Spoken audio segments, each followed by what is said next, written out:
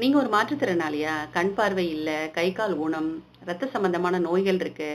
இப்படி இருக்கவங்க, தமிழக அரசாங்கம் மாதந்தோறும் ரூ. 1,500 குடுக்குறாங்க. இதுக்கு நீங்க பண்ண வேண்டியதெல்லாம் ஆதார் கார்டு, ரேஷன் கார்டு மற்றும் மெடிக்கல் ரிப்போர்ட்ஸ்லாம் இருக்கும் இல்லையா? அதெல்லாம் எடுத்துட்டு போயிட்டு கலெக்டர் ஆஃபீஸ்ல குடுத்தீங்க அப்படின்னா, அங்க மாவட்ட மாற்றுத்திறனாளிகள் நல சங்கம்னு ஒரு ஆஃபீஸ் இருக்கு.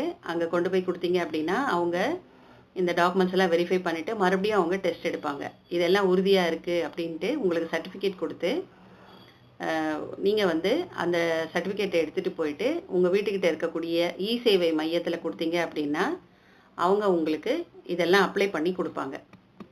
மாசந்தோறும் ரூ. 1,500யும், திருமணத்திற்கும் நீங்க வேற ஏதாவது படிக்கிறீங்க அப்படின்னா, அதுக்கும் ரூ. 50,000யும், அது தவிர கண் பார்வை இல்லாதவங்களுக்கு கண்ணாடி மற்றும் காது கேளாதோருக்கு காது கேட்கும் கருவி, நடக்க முடியாதவங்களுக்கு அந்த மோட்டர் வச்ச சைக்கிள் இருக்கு இல்லையா? அது, இந்த மாரி இன்ன பிற உதவிகள் எல்லாமே கிடைக்குதுங்க. ஸோ உடனடியா கலெக்டர் ஆஃபீஸ்க்கு போங்க. இந்த வீடியோ பார்த்துட்டு இருக்கவங்களும், உங்களுக்கு தெரிஞ்சவங்களுக்கு தயவு செய்து ஃபார்வர்ட் பண்ணிடுங்க.